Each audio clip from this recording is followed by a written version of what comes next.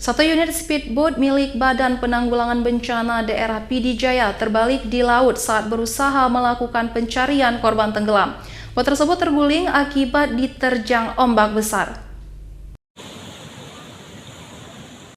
Beginilah detik-detik saat satu unit speedboat milik Badan Penanggulangan Bencana Daerah BPBD PD Jaya yang terbalik akibat diterjang ombak besar.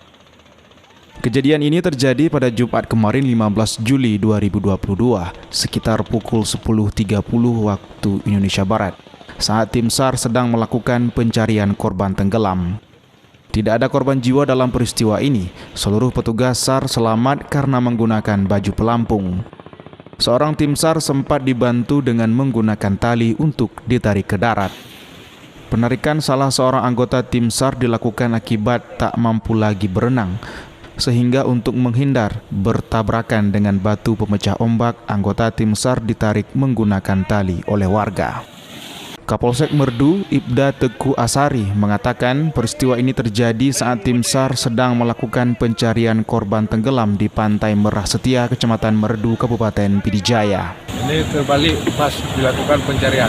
Pencarian korban tenggelam ya? Korban tenggelam kemarin. Oke, yang terbalik ini tim SAR ya? Tim SAR dari kita PD Jaya. Iya, tidak apa-apa mereka kan selamat kan? Ya, semuanya selamat dan speedboatnya pun bisa kita evakuasi. Tim SAR berusaha mencari seorang buruh bangunan yang tenggelam saat mandi bersama 3 temannya pada Kamis 14 Juli 2022 sekitar pukul 18.00 waktu Indonesia Barat.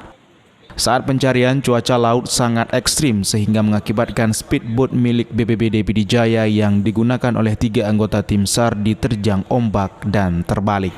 Dari Kabupaten PD Jaya, Jamal Pangwa, iNews melaporkan.